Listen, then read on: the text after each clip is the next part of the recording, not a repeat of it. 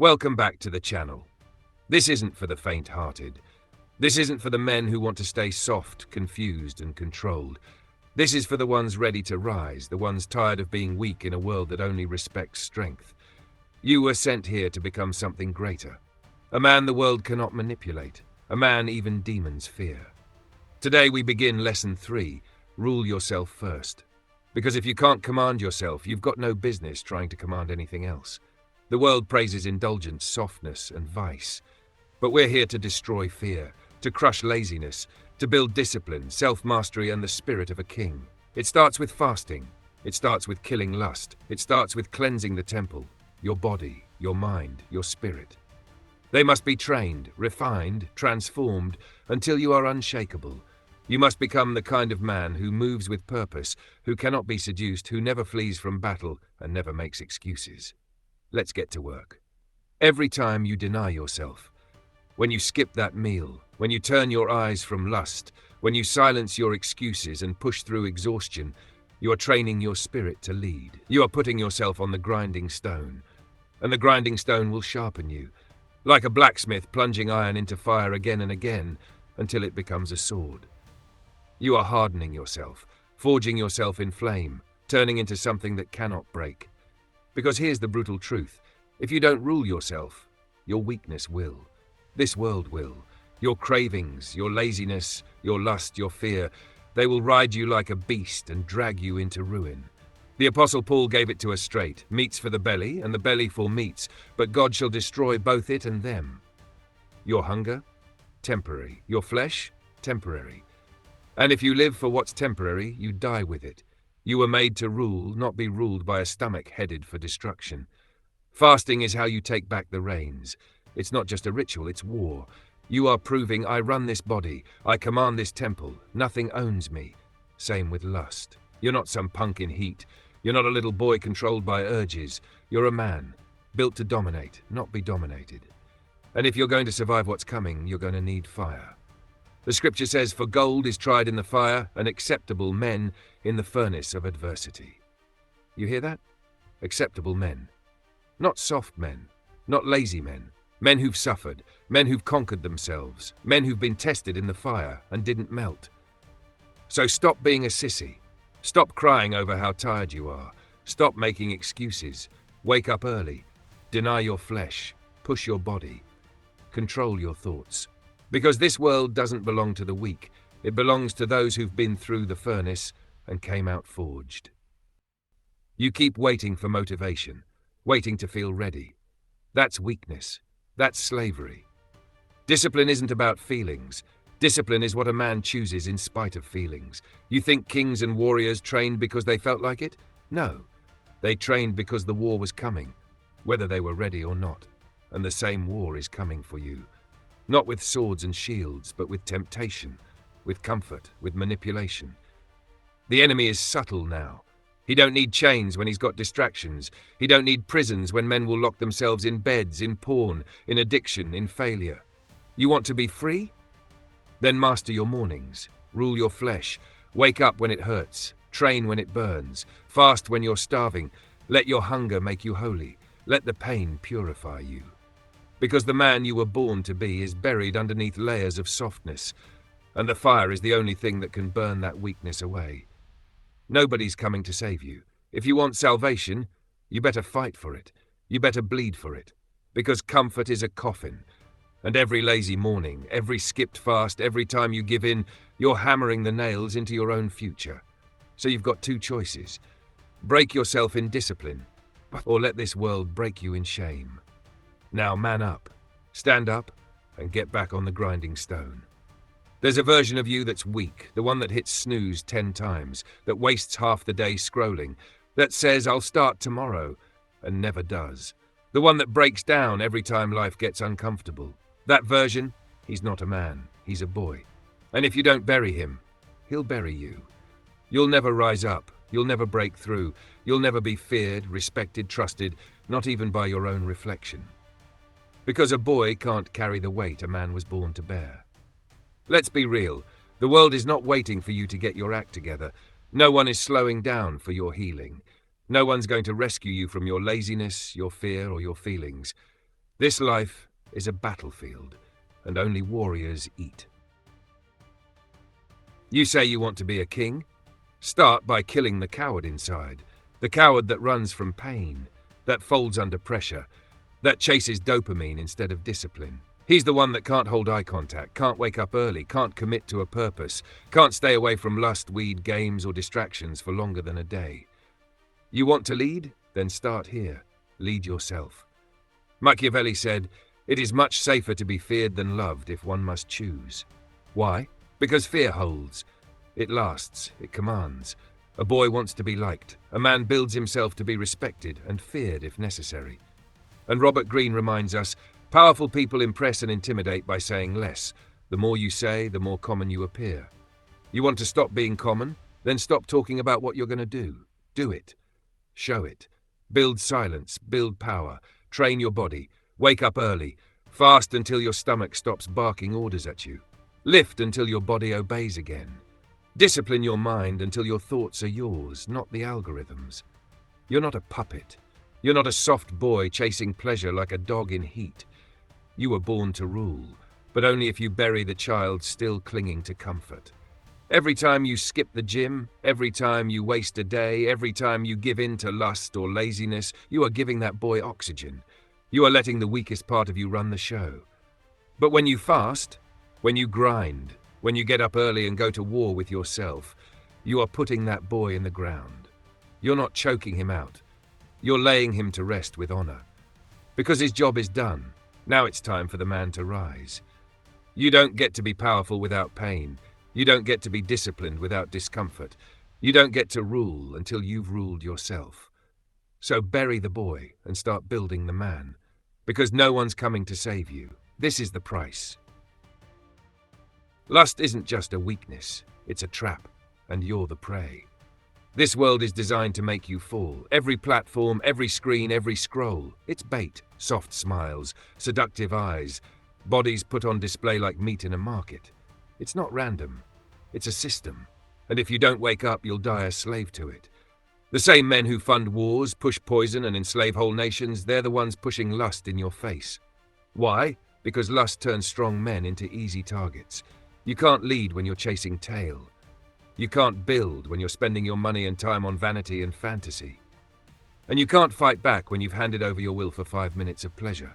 This is how empires fall, not by war, by rot from within. And who does the world come for first? The man with no control over his rod. Powerful, rich, famous men taken down by lust. Caught up, trapped, publicly humiliated, sued, mocked, bled dry. Some taken down by false accusations, others by real scandal. Either way, same cause, lust. And here's the worst part. They built the trap, and the world applauds when it springs shut. The same people that sell you sex laugh when you fall for it. Sirach said, "He that cleaveth to harlots will become impudent." You lose your shame, your discipline, your clarity. And once that happens, you're finished. A man that can't say no is a man that can be bought, bent, broken. He is not free. He is not feared. He is not respected. And the governments? They hand women unchecked power, knowing weak men will self-destruct. Child support, false paternity claims, divorce settlements, sexual harassment suits. Even just being seen with a woman can end your career in today's climate. And here's what they don't tell you. You gave them that power the moment you stopped ruling your own body. They told you it was natural. They told you it was healthy. They told you to get it while you're young, to explore. That was the setup. And you took the bait. Now you're drained. Now you're broke. Now you're addicted. Now your soul is cluttered with filth and you can't even think straight. You can't be a leader if you're drooling over temptation. You can't stand for righteousness while lying in sin. You can't fight for justice while you're chained to lust. You were not made to serve your cravings. You were made to rule over them. The scriptures say the woman that lives in pleasure is dead while she lives, but it applies to men too. A man who lives for lust is already dead inside. You're supposed to guard your strength, protect your seed, carry yourself like royalty, but instead you're chasing after harlots like a dog in heat. And make no mistake, this is spiritual war. Every time you click, every time you chase, every time you give in, you lose ground. And the Most High sees it all. This isn't just about success or status. This is about your soul. You cannot inherit rulership while you're a slave to your flesh. So here's the call. Starve your lust. Protect your mind. Protect your legacy. Because this world wants you weak, and lust is the leash. Break it. Look at yourself. Really look. Not just your reflection, but your condition. If your mind is foggy, your body is sluggish, your spirit is silent, then your temple is in ruins. And that's why your life feels off. Because whether you realize it or not, you are the temple. And the temple is sacred. But the way some of you live, you treat your body like a trash can. You treat your mind like a meme board. You treat your spirit like it doesn't even exist. No more. Clean the temple. You've been letting demons walk through your gates unchecked. Lust, gluttony, laziness, weakness. You've been feeding your enemies while starving your soul. You wonder why your confidence is low, why your thoughts are scattered, why you keep falling for lies, temptation, and weakness. It's because you haven't taken responsibility for your temple. Your body is the ground your spirit stands on, and if the ground is cracked, unstable, and covered in filth, how can you rise? Start with your flesh. Get on a regimen. Train, lift, run, stretch. Push your body until it obeys you. The lazy man makes excuses. The righteous man makes progress. No more sleeping in, no more skipping workouts, no more soft living. Your body must be forged, not pampered. Every drop of sweat you shed in discipline is one less tear you'll shed in regret. Your enemies don't care how you feel. They care if you're ready. So get ready, then turn to your mind. Your mind is the control center. And right now, too many of you are running on garbage input, scrolling endlessly, watching soft men cry online, filling your head with celebrity drama, porn, junk food, and lies. Flush it. All of it. Pick up a book, a real one. Read philosophy, read history, read scripture. Learn a new skill. Learn how to build, how to lead, how to fight, how to survive. The man who's always entertained will never be enlightened, but the man who trains his mind becomes a threat to the entire system. Because now he sees through it. He can't be lied to, he can't be sold, he can't be seduced. Now for the spirit. This is where most men are totally empty. They've fed their flesh, fed their ego, but they haven't fed their soul in years. And without a clean, trained, righteous spirit, you are nothing but a highly functioning slave, so fast. Pray, study, sit in silence. Make time every day to reconnect to your higher purpose, to the Most High. Let the wisdom of the universe wash off the filth of the world. Because you were never meant to live like this. Half alive, half aware, half built. You were meant to carry greatness, to walk with clarity, to operate with strength, to inspire, protect, and lead.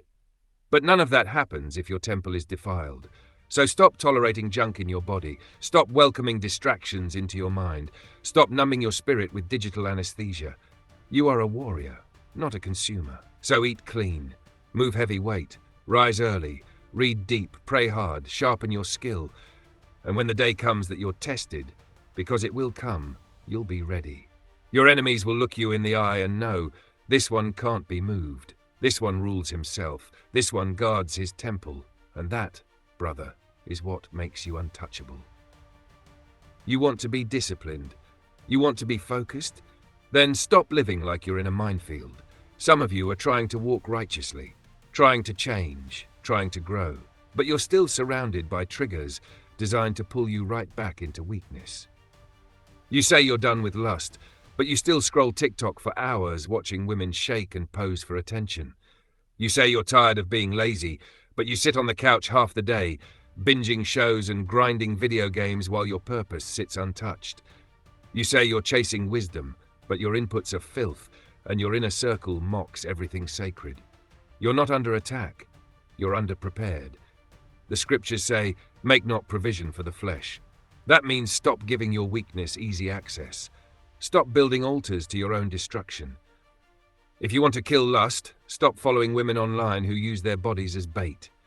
If your explore feed keeps tempting you, clear it out.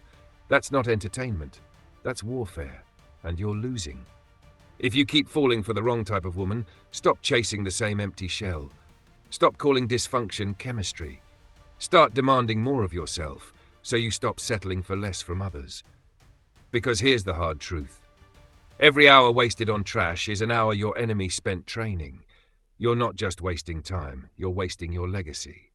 And when your moment comes, when you get your shot, your trial, your battle, you'll find out the ugly truth. If you fill your mind with trash and let your body rot in laziness, don't be surprised when the moment comes and you have nothing to offer. Opportunity doesn't wait for preparation, it exposes your condition. This is why your environment matters. This is why your inputs matter. This is why your daily routine either shapes you or breaks you.